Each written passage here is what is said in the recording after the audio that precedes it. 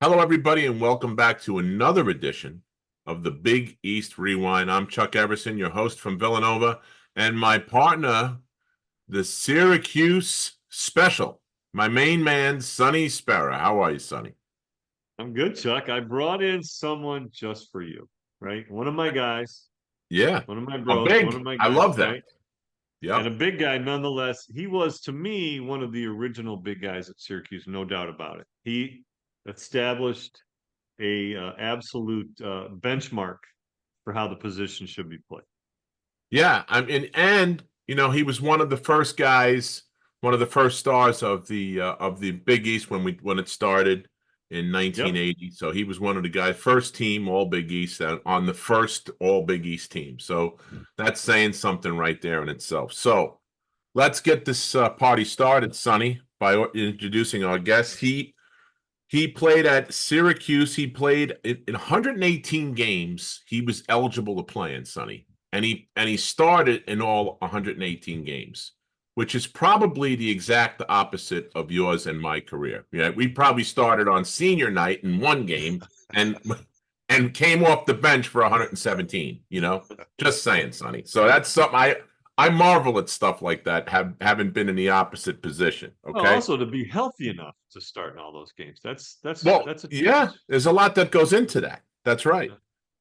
As we said, first team Big East on the first ever Big East team. He was drafted by the Dallas Mavericks, number 34 pick overall, and had a big time career, long time career playing professionally over in Italy. And we're going to get into all of that He's my with our paisan. special guest today, Syracuse legend, Sonny. His number hangs in the rafters, number He 50 up does. in the rafters. Roosevelt Bowie. How are you, Rose?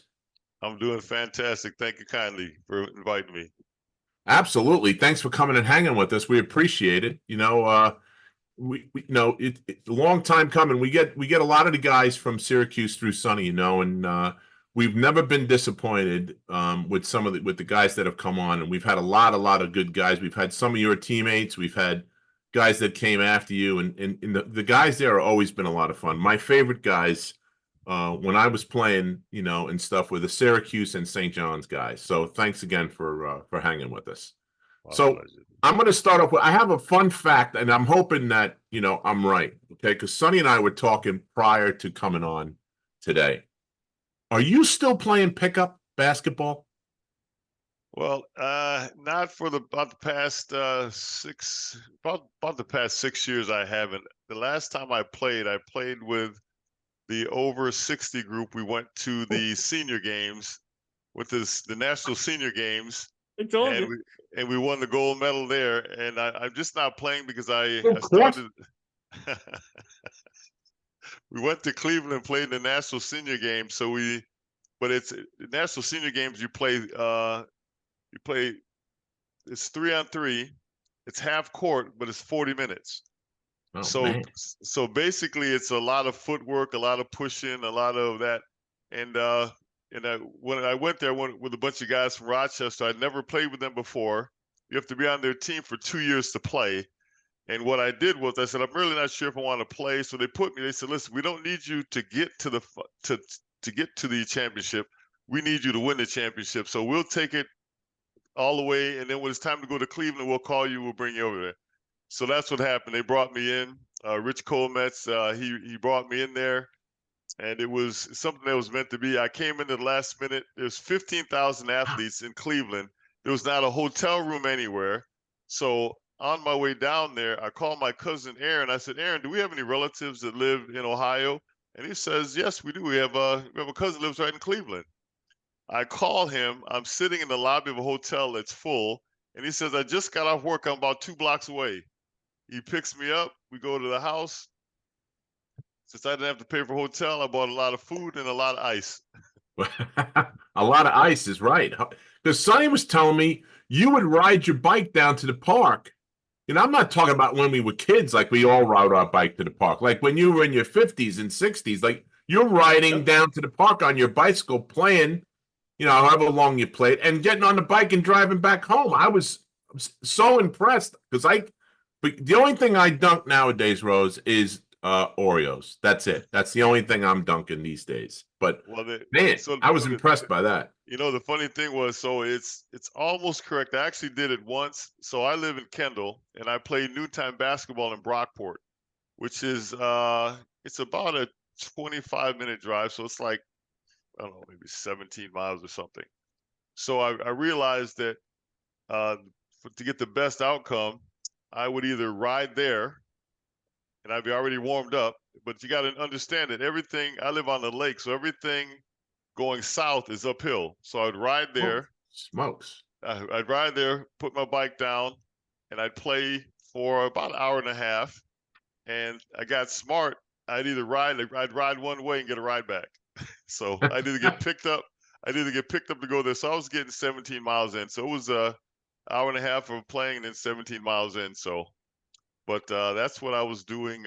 It kept me honest. I'd I'll say tell so. you, Chuck, if you sit with him at a basketball game today, he takes out this jar of putty and he puts it in his hand. And when Coach B makes maybe a questionable decision or a substitution, he's squeezing a little bit harder. And his hands are like vice grips, right? Vice Wow. grips.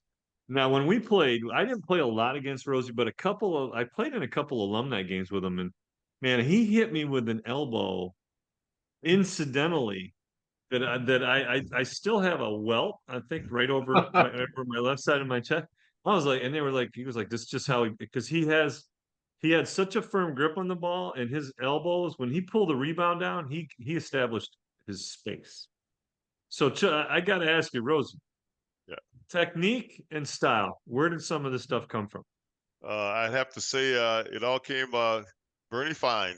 Bernie Fine had us under the basket. I rolled into Syracuse at I told everybody I was 6'11", but I was actually 6'11 and 3/4 barefoot. Put my Nikes on and I'm over 7.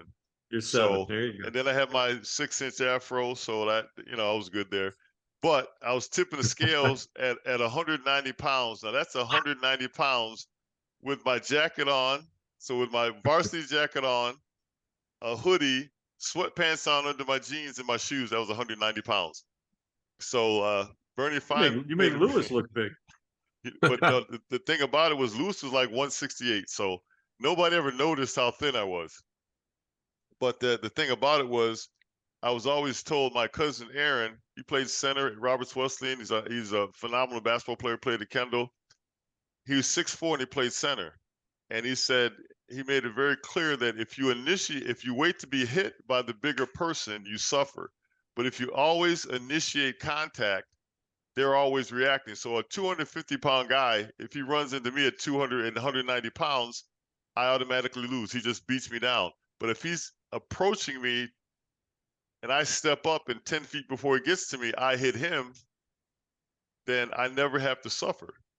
And then Bernie Fine just made that very, very clear. So not only would I do it, but if you played against Ed Moss, Hal Cohen, Marty Head, I would tell them, I said, listen, guys, the only person that I can't out rebound when I'm standing under the basket is the guy running in from the foul line. So all I need you to do is hip check him or hit him, and then he can't run in and jump. And then so we had it down to a science. So not only would you get hit, I remember watching a game with Baycock for North Carolina, and I saw him. He went to the high post, went to the low post, he went across the paint, back across the paint, back to the high post. Nobody touched him. I almost passed out. I almost lost consciousness because if you ran any person on Syracuse, if you ran past them, it was mandatory that you got a chuck. And it wasn't like looking at you, Chuck. If you look at somebody and you chuck them, that might be called a foul. If just before they get there, you turn and you just kind of step in their path, you would get hit 15 times if you cross the lane 5 times. I was so amazed. I was like, oh my gosh, nobody touched him. I just fell on the floor. But that's just the way that we were taught. And I found out that when you don't, so imagine me walking into practice, 190 pounds, Lewis at 168 pounds, Billy Keys was like 6'7", 225, 230. Billy Keys had his hair and his beard were the same length. And when he talked like the plates on the table would rattle. His voice came from like under the table somewhere. You had Marty Burns. Marty Burns, 6'7". He had to be 225, 230. And Marty, they shaved his ankles. I thought he was wearing white socks. Marty had hair. He was, if you brushed up against him, you got a brush burn. And these are all guys I'm playing against. I went in to get my ankle shaved. I went in to get taped. Down low, looked at me. He brushed his hand. He just started taping. And I was like, dude, you're not going to shave? He's like, those little baby hairs will come out when you pull the first tape off. So I had no facial hair until I was 21 years old. So I walk out there and I'm like, and then Reggie Powell's he's probably 6'5". Reggie had a 40, 48 something. Reggie Powell used to come to the basket and you couldn't dunk in warmups. He would run straight at the basket and he would jump up and he would throw the ball hard off the glass into the basket. It looked like a dunk. You know how you got to be to throw the ball running at the basket? I used to just look at him like, why am I out here?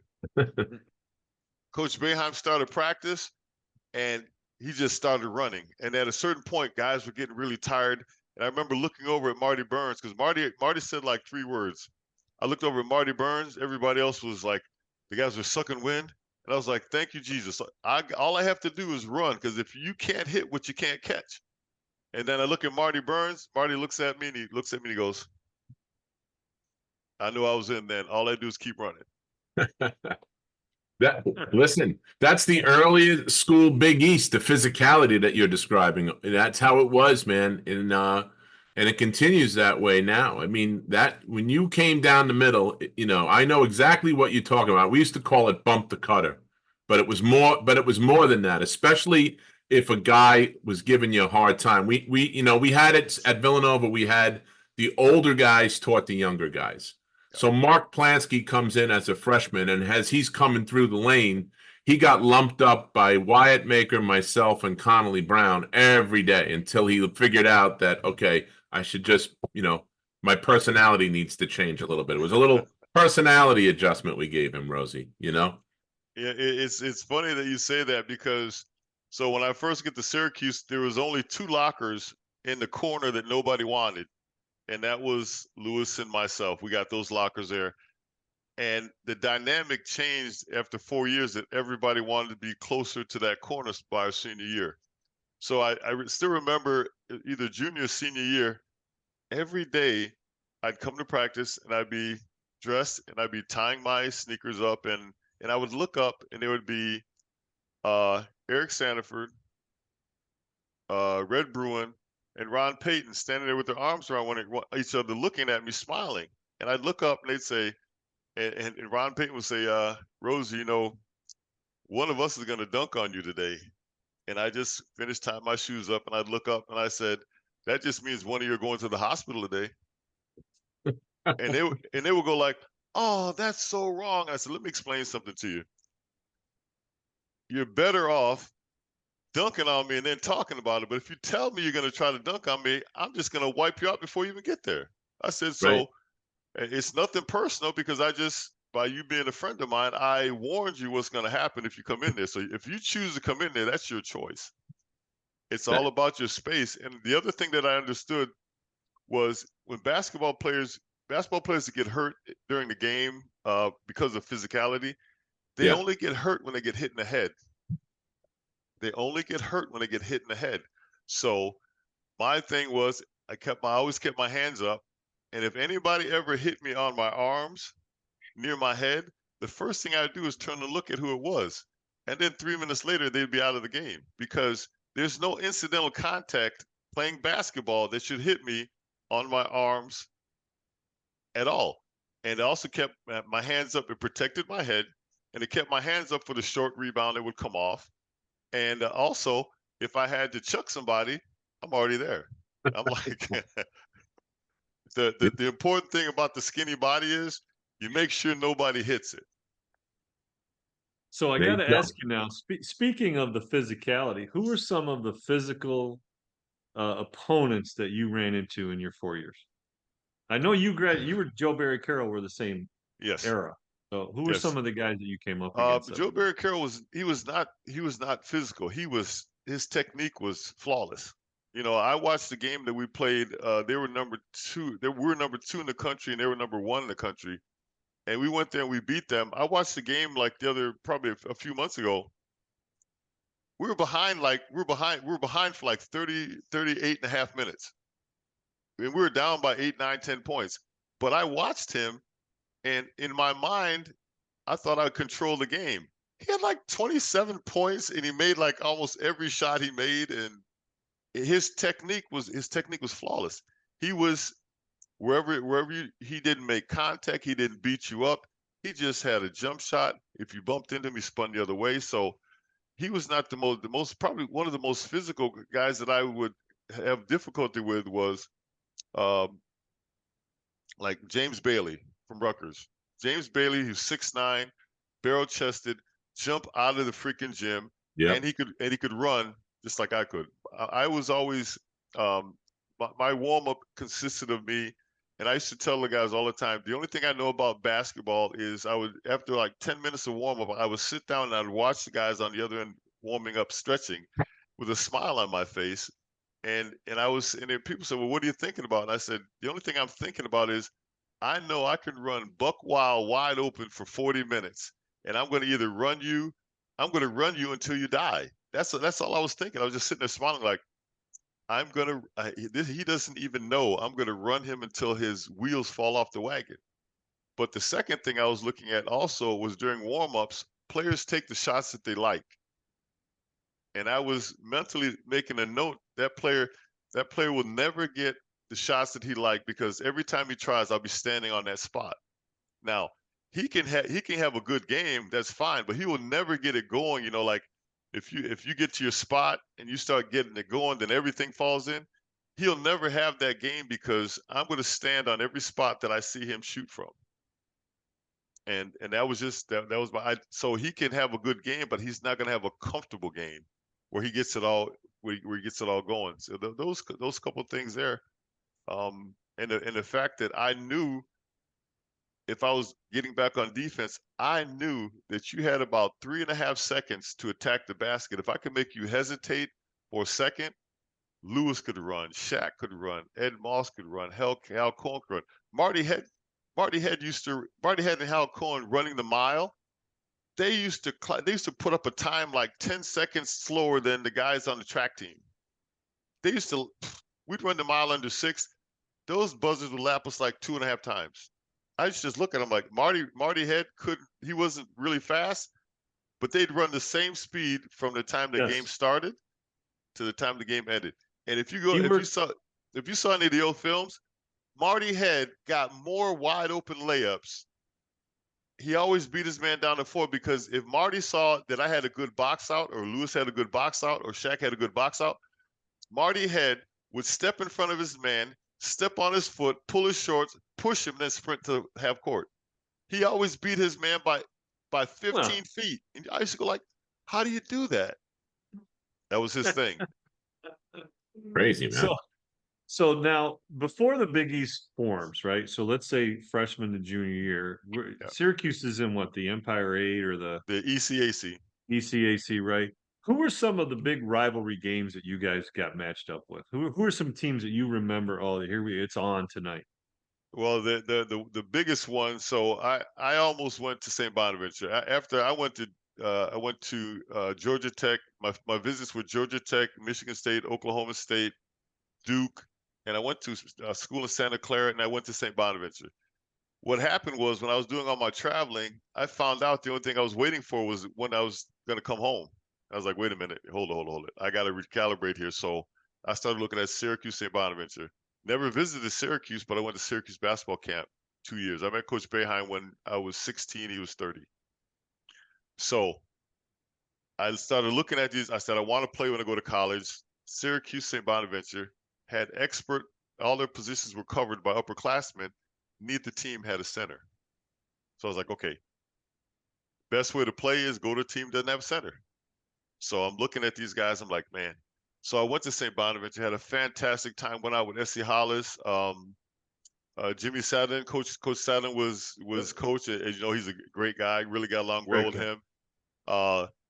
So at the last second, I decide. So I come to school. My coach stops me at the door. I get off the bus. I walk to the door. My coach is holding up the newspaper. Jim Boeheim, head coach of Syracuse University. We walk straight through the school because I told my coach, I was like, man, I really like Coach. I Coach Boeheim, but he's not the head coach. My coach, he meets me at the door. We walk straight through the school on Wednesday. I call coach. He comes out on Thursday. I sign. Made me look like a genius, but it was basically the situation that happened. But at St. Bonaventure, I'd gone all over. I was like, they love me down here, blah, blah, blah. So we have our first game.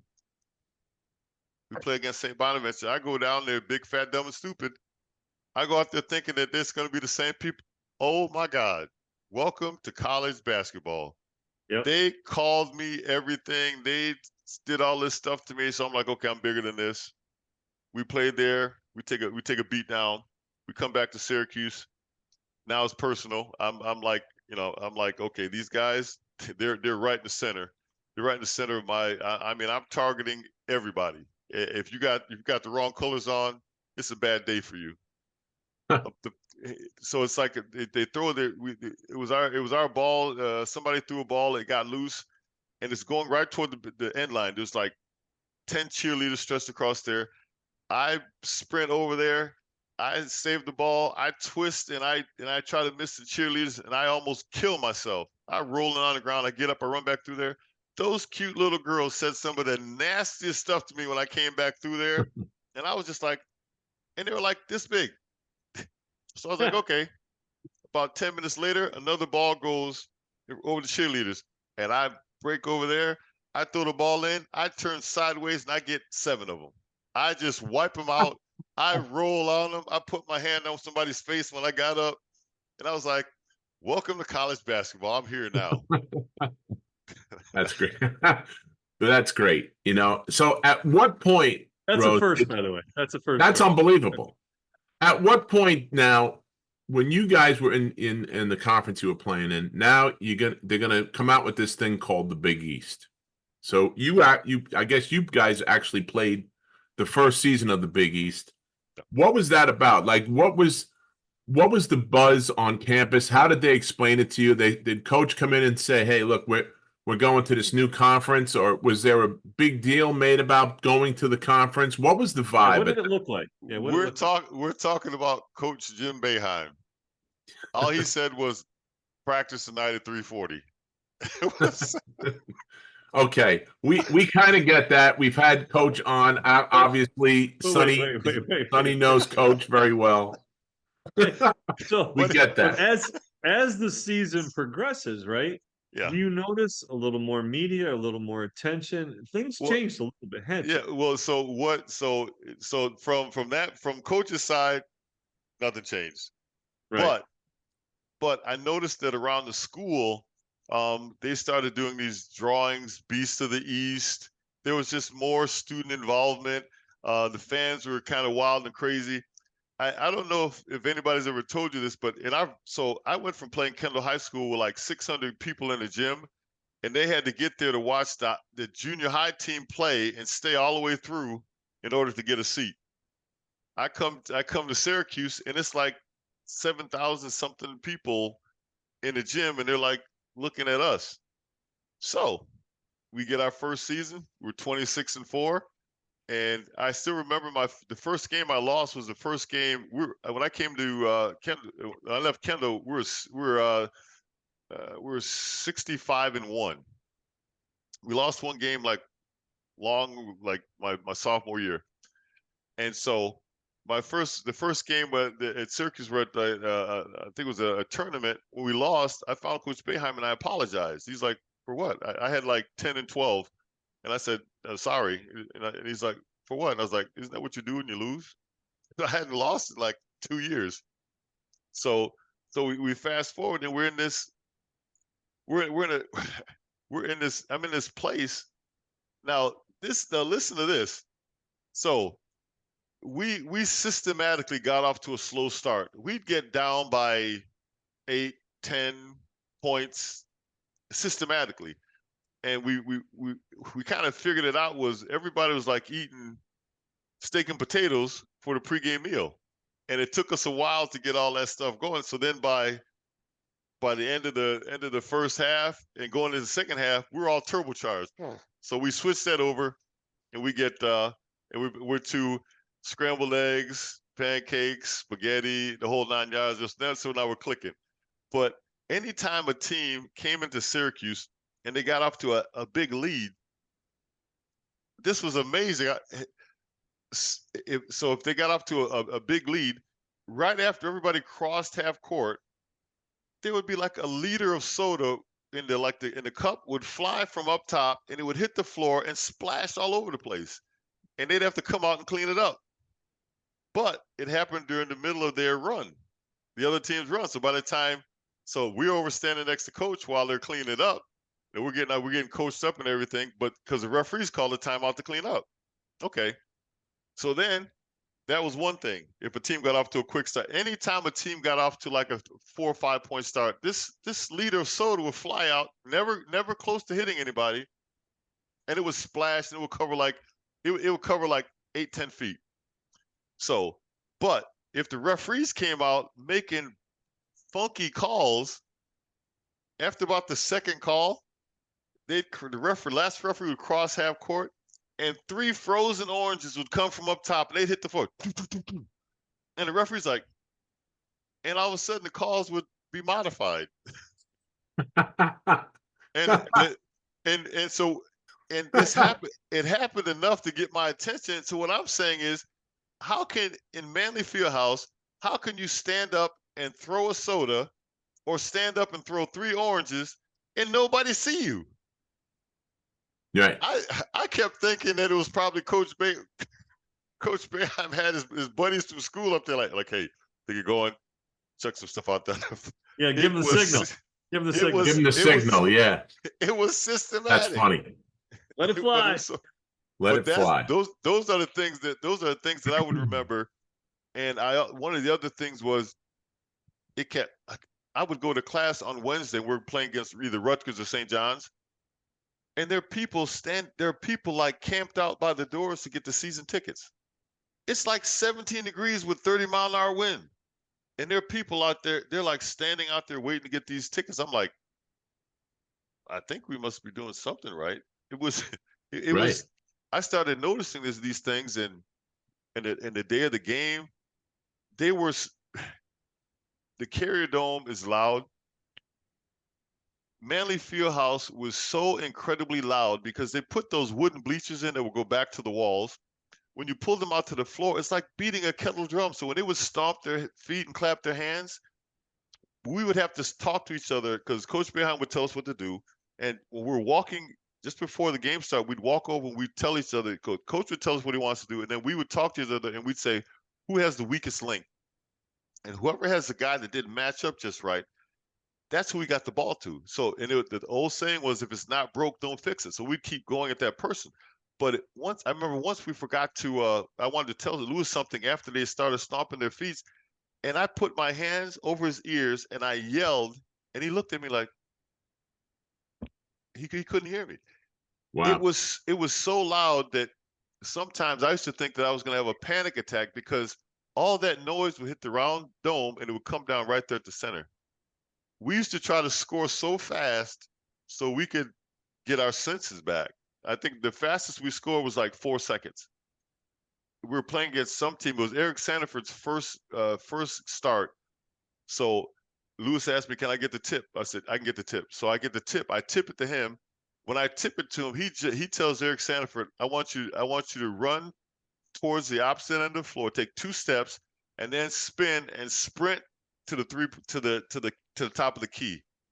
So I tip the ball. Lewis doesn't even catch it. He pats it over his head. Eric Sandifer catches it on a dead run. He's running so fast that when he dunked it, his arm, he looked like a butterfly. He dunked it, and he still flew out of bounds like 10 feet. It was the crazy, and that's what we had to do. That's what we had to do to quiet him down, because it was like it was an assault on your senses. Yeah, Chuck, we had a tradition that our fans stand until the first basket is made. They stand and they make all this noise, right? So that's why he's saying that's where that came from. Yeah, tempest of Amazing. a hurricane. But back then, all those gyms were crazy, right? Walsh Gym was nuts. The Manly Fieldhouse was nuts. I mean, they were all in the. It was before Gavitt had everybody playing the bigger arenas. You know, we were all, in those smaller gym. We had a thing called the Cat House. So if you played there, you stepped on somebody's foot, you were out of bounds. And so it seemed a lot louder for the amount of people that were in there than these big cavernous arenas that we wound up playing in, right? It was, you know what? It was the thing. It was never hard to get up for a game because you step into these arenas, and it's like high school multiplied times 10. Yeah. And the thing that used to get me, they also had this. What used to crack me up is we had a coach, like in my household, you never swore, you spoke the English language, you know nothing, no slang or anything. And Sonny, what was that? The chant, like, "Who's he? So what? Who cares?" I was going to ask you about that. Did that start? Yeah. And they always waited for the best player who they announced last. He walks out, and they're like, "Big SHI," and like, but 10,000 people yell it. And I was just like, That does. Yeah. "Oh my Yeah. God." Yeah. TV, it made no difference where it was. And I'm like, "Oh my gosh." So that was one thing. The other thing is Dale Shackelford, who I think was one of the greatest players to ever suit up at Syracuse University. He played center before I got there, and he played every other position after it. But he didn't play every other position. He mastered every other position. He couldn't run the mile under 6 minutes, but you couldn't beat him on a fast break. He was absolutely amazing. The one thing that he did, he's very personable. He shook everybody's hand on the floor that he wasn't playing. He'd walk over to them, pat them on the butt, shake their hand, nice smile. When he got back to the man that he was playing, the guy was standing with his hand out there, and he just looked at him like, "Hey, I'm gonna bust your ass tonight." It'll be a long day, right? He's like, hey, and he's like, "I'm not playing," and he just slapped his hand away, and then he started playing. I would just go like, it was no joke, and it was so we were playing against, I believe, Rhode Island. They had Sly Williams, and he was averaging like 25 points a game at the time. Coach Boeheim gets into the little room there. We have you got the boosters standing in the back. You've got Father Charles. He's standing back there too, and so Coach Boeheim is up there, and he's writing across the board. We're sitting there. We've been sitting there 10 minutes. He's writing across the board all the stuff on this chalkboard. The chalkboard was like 20 feet long.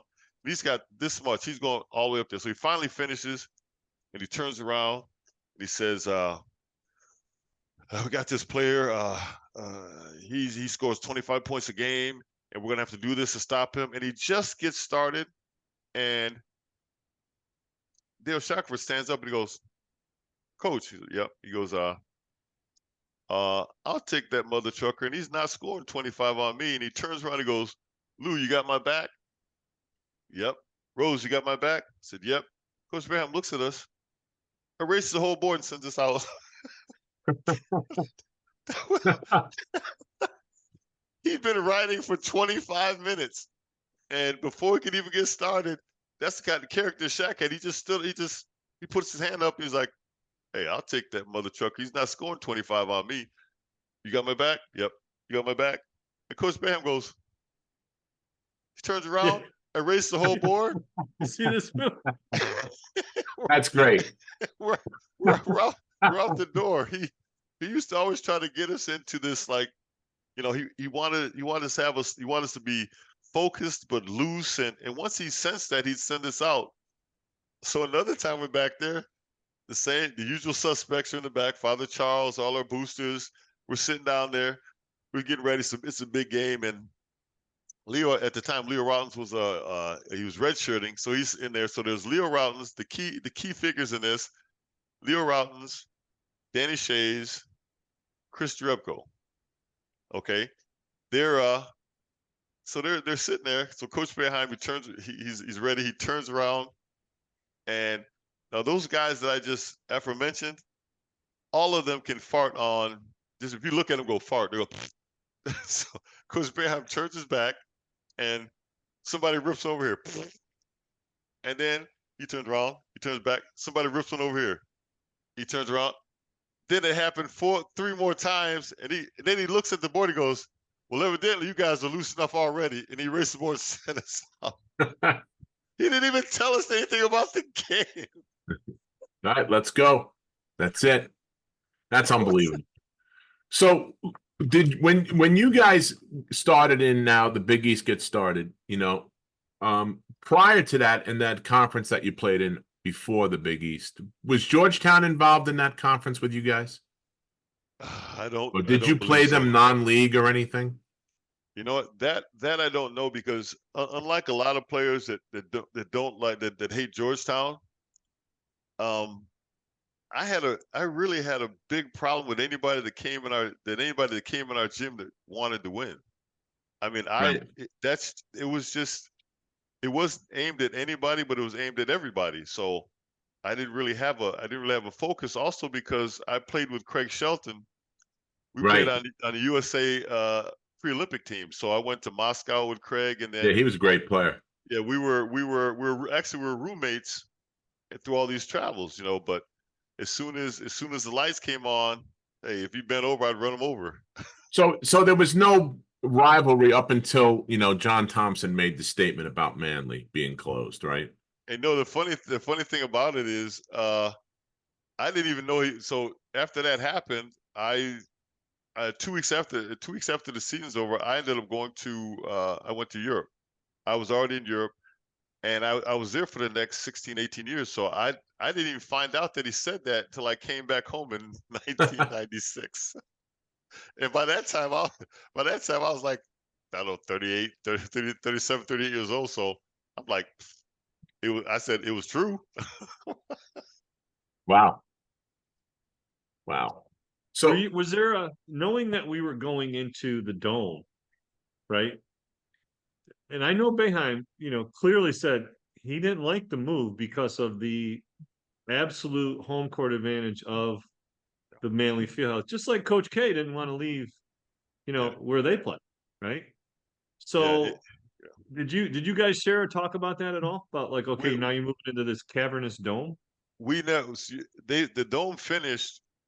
They finished it. I mean, they opened it the fall of 1980. I graduated the spring of 1980. So it was never an issue with us. And I wouldn't have, to be quite honest with you, I was disappointed when I first went there.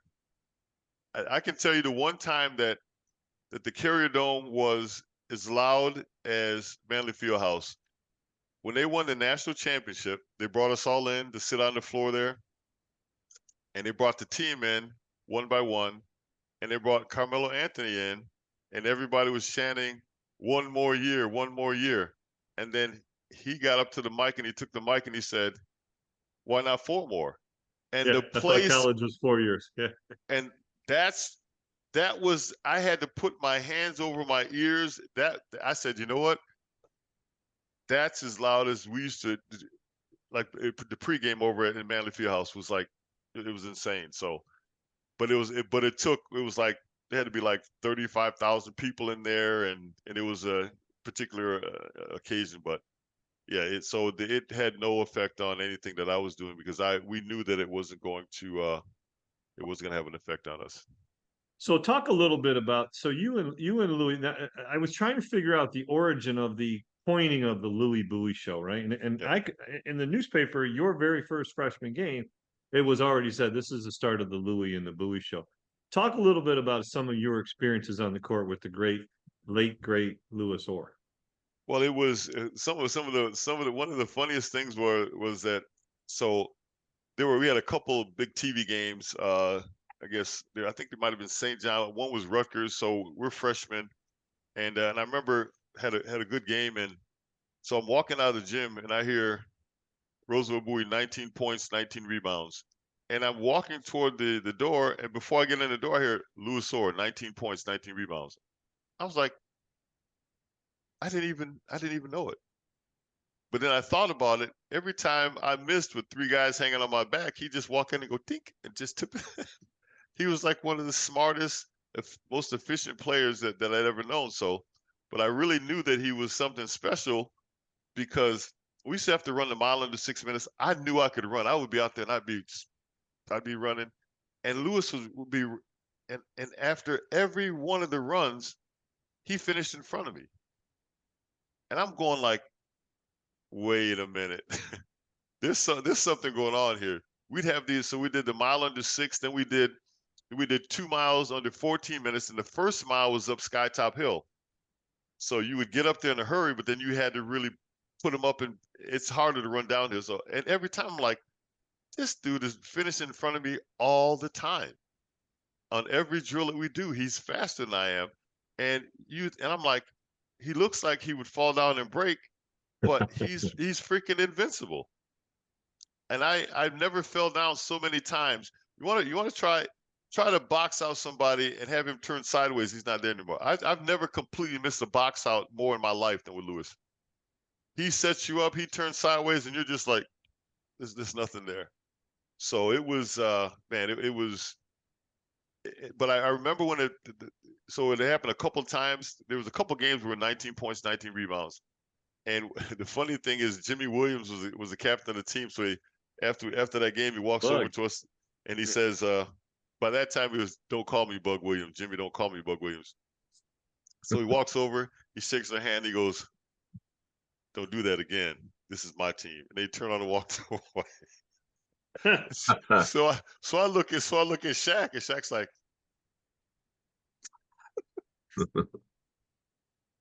it was all you fun. and Louis had you guys had a connection though, right? I mean, Yeah. you know, you want to talk at all about any of those memories? You know, and we so when they it was so funny that we were just trying to survive. We're two skinny kids sitting in a corner with a bunch of grown men, and just trying to survive. And all we did is put our head down. And we worked and we worked and we worked. And the harder each of us worked, the more respect we gained for one another. When they retired our uniforms, they had a here in Rochester, the Syracuse University Club of Rochester had a get together, and we had an interview. They interviewed us, and it was after the dinner, and it was supposed to be a half-hour interview with Scott Petoniak, and we just sat there and we talked and back and forth. And during that time, two things happened. One of the things, Lewis is sitting there, and he's like, and he takes the microphone. He goes, "Do you realize that I've known you since I was 18 years old?" He says, "We have never had a crossword, ever." I can't say it about like relatives. I mean, Right. it never became a point, because Coach Boeheim made a point of saying, "I need you guys to learn how to say, the first thing I need you to know how to say is put your hand up and say, 'My fault.'" So when you start doing that, when there's a problem, instead of having people pointing their fingers at each other, you have 2 or 3 guys holding their hand up saying, "My fault," which means you got 3 guys trying to solve a problem. And so that was the one thing. And it was really cool, because it was just like a mutual respect. We came from similar backgrounds, religious families, work hard, keep your mouth shut, keep your nose clean. So it was a beautiful thing to have a relationship with him. And the thing is, I could not talk to him for like 10 years, or I could not talk to him for like 5, 6, 8 months, and pick the phone up, and it was just like we walked out of practice. And it was just one of those things where, um, it was one of those things where I always felt that I always knew, apart from just Lewis, but anybody on that team, that I knew that they had my back. Um, I said there was Yeah, a that situation. was It was something that it's hard to describe, but it was important. Alan and Shaq talked about that quality. The exact same terminology too was it didn't matter what the time gap that existed, because Lewis was very busy with pro career, his coaching career, Yeah, etc. And life gets in the way at times. But the restarting of any of those things there was no restarting. It's just there yeah, was a pause button. It wasn't a stop button. and then it just resumed. I used to laugh because I used to tell him, I said, I know you have your cell phone is in the trunk of your car. And then every now and then you go back there and you pick it up and you check and you call people. But I would call him and he would never pick up the phone. And then a short time afterward he'd call back, we talk for an hour. So that was the routine. And before he passed, I guess it was probably a month, and he normally would call back at night. So this time he called, it was during the day. The phone rings, I look down, it's Lewis. And he called, and as usual, we talked about the things that we normally talked about, and we laughed, and we said goodbye. And I remember calling my sister, and I said, Uncle Lewis just called, but he called during the middle of the day. I thought that was strange, and come to find out, he actually passed away a short time after that. And I guess what he wanted from us is what we always did. We laughed, we talked, and we told each other we cared about each other. So it was it was a beautiful thing. It was a beautiful thing. Yeah, it's a special thing when you have that type of relationship, your brothers, your teammates, you guys came in together, and remain friends until right to the bitter end. So that's great, that you guys were able to experience that. We've had that with a couple of teammates. I know exactly how you feel, bro. So Yeah. So all right, so now you get drafted by Dallas, right? In the second round, number 34, you get drafted, okay? And then you wind up playing for years in Italy. What happened in Dallas where you got shifted over and wound up going overseas for such a long time? Well, so we had played Syracuse University, went over and played in 3 tournaments when I was a sophomore, and in those tournaments I was the all tournament team in 2 of them, and then the last one we played in, I was the MVP. And in those tournaments were all players that played in the Italian Pro League. Right. So, and at that time I was a whopping 200 pounds. I'd put on 10 pounds. And so then fast forward so I get drafted by Dallas. I was told that I would be drafted by Utah in the first round, but they changed their mind. And so I drafted by Dallas. So everybody wants to get drafted by a team. The team that they don't want to get drafted by is the expansion team. So you got to figure, in high school we're 65-1, lost 1 game. In college we're 118. We didn't lose 20 games in almost a decade. You go with that team, you're going to lose that probably in the first 3 months of play. Right. So that's going to be an adjustment. When the teams don't win, everybody's looking for a reason why they don't win. But that wasn't it. What really happened is Norm Sanju, who was the GM at the time, had a camp up in the Adirondacks. So he gave a call. He was going to be up there with a couple of players, with Tommy Lagarde and somebody else. So I go up there, hop in the car, drive up there, and meet with him, talk to him for a second. And after I talked with him, when I walked out of there, I knew I was going to Italy. And I'll tell you why. Anybody that knew me, I started playing when I was 14. So I talked to him and I said, I didn't know anything about negotiation or anything. He was talking to me, and I said, well, I've got some offers to go to Italy, so I might go to Italy. And then he said, I know it's always been your dream to play in the NBA. And I remember looking at him thinking, this guy knows absolutely nothing about me. You don't know me. Yeah, you don't know Right. me. Because it had always been my dream to be a successful businessman. I was like the kid that always wanted to put on a 3-piece suit with a briefcase, kiss the wife, and then go to work. That was my dream. And basketball just kind of snuck in there because I was so big. And this guy, he looked at me and he said that, and I remember looking right at him going, my life is in the hands of a man that knows absolutely nothing about me. I walked out of there, I got in the car, and I went back home, and a week later I was in Europe. Wow. And I said I'll go over there for a year or 2. And I remember the first 3 years, and then next thing I know, it's like the 10th and 12th year. It just went. Well, like you said, though, basketball did get in the way of your true passion, which is fishing. Let's come full circle here, man. Yeah, absolutely. Hey, listen, I couldn't, and then I started to, and I became a better fisherman because you can't fish during basketball season. So I would buy all these books and I would read up on the best fishermen are the ones that don't catch enough fish. They read up why and they find out why they didn't. So I'd buy all these books and I'd read them while I was over there. Then I would meet Guy Ruff and Art Monk, and they'd call me a month before I came back home, like, okay, where we're gonna fish this year, and we'd meet there and we go fishing. And fortunately, that upstate New York has more species, the biggest species of any place. So I was just bingoing in my backyard going fishing.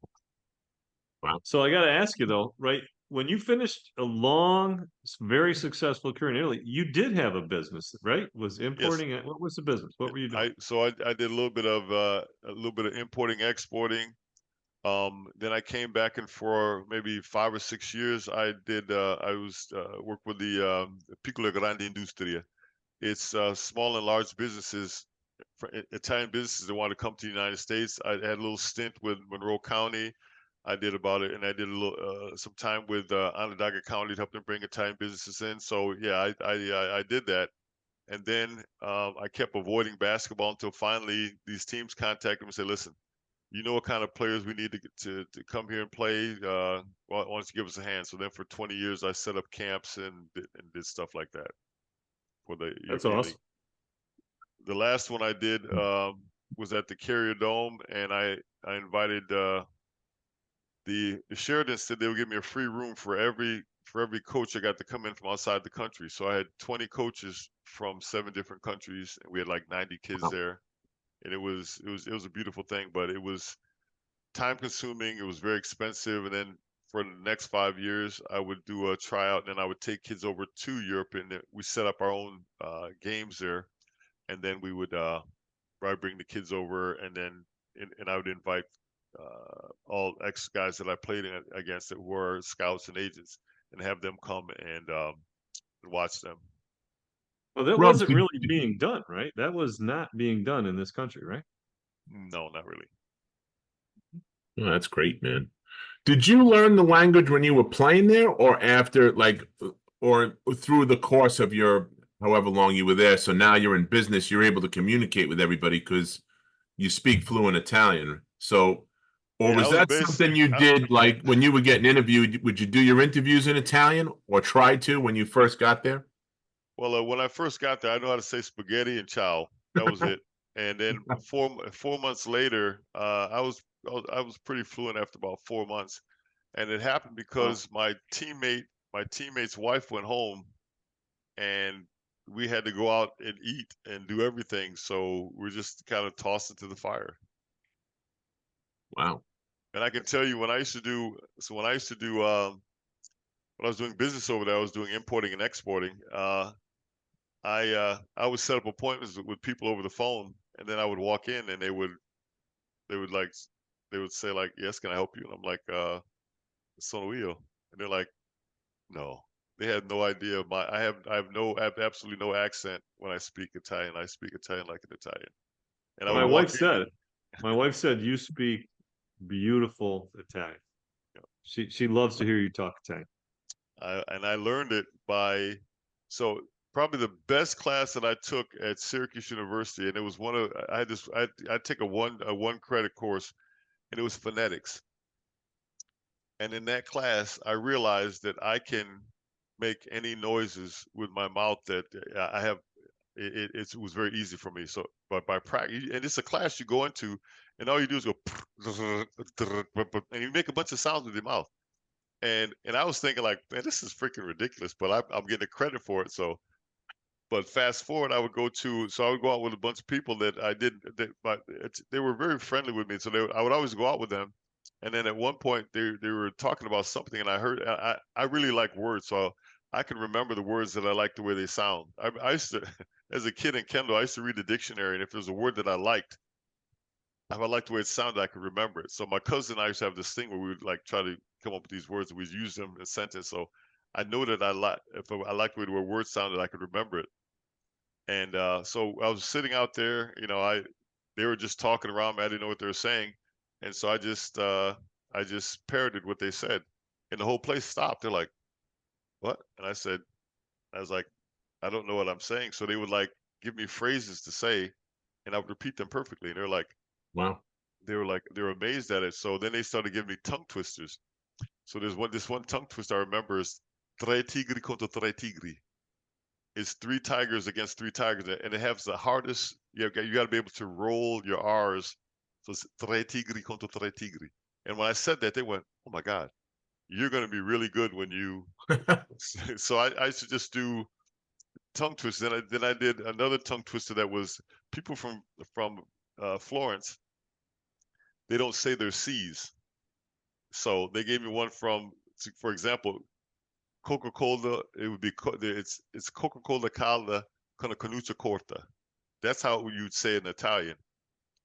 If you're from Florence, you say ho ho la hala hanahuta horta. So they were giving me all these things. They were just like All the amazed dialects. because I crazy. could, because I could. And then one of them that reminded me of Coach Boeheim was, and I said it when he was we got inducted into the New York State Hall of Fame. I said when I first went to Italy, this referee, there's this one saying, it's non vede neanche un asino in un prato segato, which translates to, like, when he calls when Coach Boeheim talks to the refs, basically what it translates to, you couldn't see a donkey in a freshly cut field. So you when I gave first that heard one to Coach. So when he introduced us in Albany, I said, "Coach, I got to tell you this one. Non vede neanche un asino in un prato segato." And I said, "That's dedicated to you because you can't see a donkey standing in a freshly mowed field." Well, I got a question for both of you, because now we've had a few of your teammates, and a few people come on. We had Danny Shays come on. Remember, Sonny? We had Oh, Danny yeah. Shays on, right? You're talking about taking mouth classes, and Danny's taking tap classes. What the heck were you guys doing at Syracuse? What kind of classes did they have you? You're like at the beginning of beatboxing, it sounds like, when the noises that you're doing, and Danny's tap dancing. Explain Listen, that to me, guys. Listen, I'm glad Danny was tap dancing, because you got to understand, when you fake out a big guy, the first thing he does is he plants that right foot, and if you're not careful, he plants that right foot on your feet. So it becomes very Yeah. painful. So when he decided to take tap dancing, I was the happiest guy in the whole room because he's not stepping on my feet. Well, listen, That's all. thank God listen, I would have paid big money to see you and him tap dance together, Rose. I mean, that would have been something to see, It and would've he been probably very would have stepped on. He had 2 left feet, Danny Shays did. I know that. Listen, I didn't have a tutu, so I couldn't go to class. Okay. So Let's leave you with that image. That's unbelievable. So, okay. So let's get this wrapped up. We're running up against it a little bit, Roosevelt. Give us Yep. 1 or 2 good Boeheim stories to end this episode for us, because we've had guys come on and do Boeheim impressions, right, Sonny? We've had some by of the far- best by far Boeheim the most impressions popular ever. impression. Yeah. Most popular impression. So I'm not asking, you don't have to do a Boeheim impression, Yep. but if you I got could- 1 or 2 more stories, that would be awesome. Well, I have I got 2. So one was, so my freshman year, we're on the road, and Coach Boeheim we get back and we got to run forever. And I never knew what happened, but since time has passed, one player on our team had this guy Murphy who used to hitchhike to every game, and once he got to that game, his job was he'd stay in the room of this particular player. His job was to fill the tub up with ice and beer. Okay. So Coach Boeheim, no matter where we went, his room was always across from mine. And his seat was behind mine on the plane. He was always like wherever I was. So what I didn't realize was when we went to bed that night, those guys took all those empty beer cans. Now, Coach Boeheim always had the room right next to the elevator, next to mine. So the path when you open the door all the way to the elevator, and we would leave at like 5 o'clock in the morning. You open the door up, Coach Boeheim's first 4 steps, he's kicking beer cans. They lined the beer cans up from his door all the way to the. So he gets back and he has everybody running. And I found out later that it was Larry Kelly that lined the beer cans up.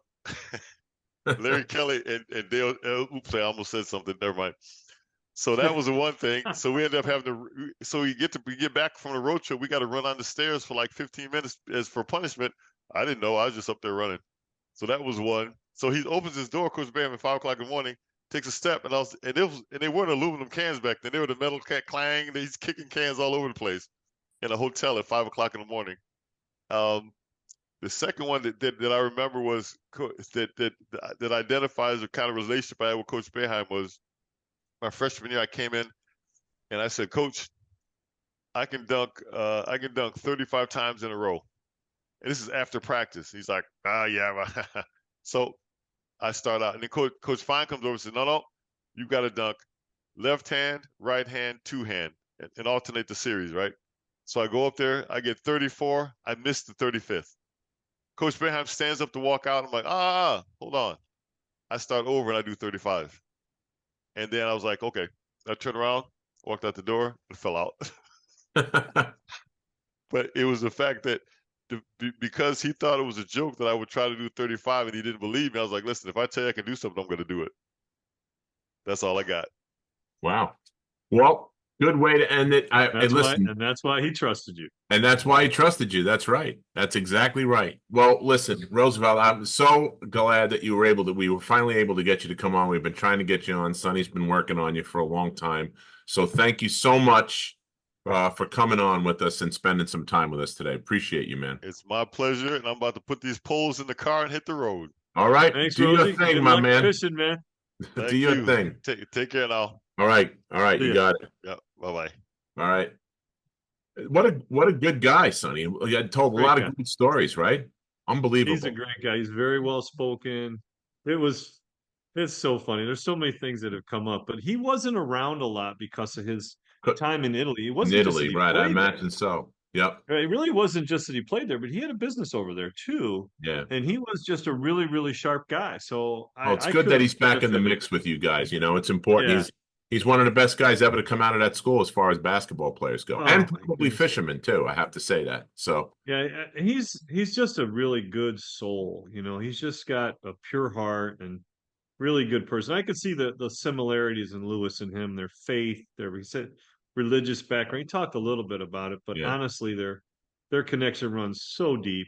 Yeah, and I know it's and he's still hurting. You could tell that too, Sonny. Very hard. You know, I didn't know to go there, but he's had to. It's just a part of who he is. You know.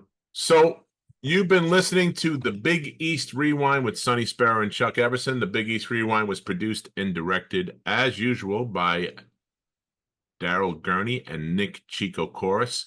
Check us out on all things social media by putting Big East Rewind in the search bar. And don't forget to subscribe, like, and share it with your friends. Thanks a lot for joining us. Have a fantastic day. Thanks, everybody. Appreciate you all.